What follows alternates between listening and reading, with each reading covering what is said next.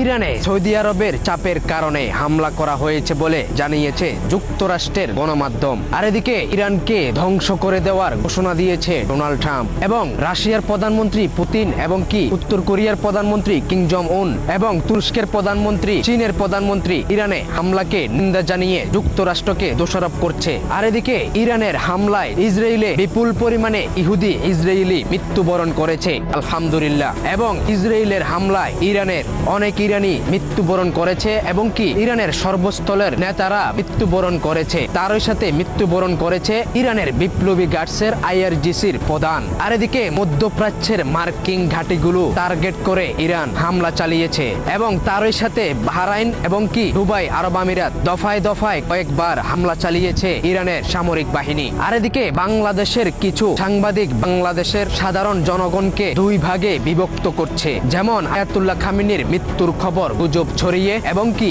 ইসরায়েলের প্রধানমন্ত্রী নেতানিয়াহুর মৃত্যুর খবর গুজব ছড়িয়ে। এই ধরনের সাংবাদিক এবং কি এই ধরনের চ্যানেলকে ধিক্কার জানায়।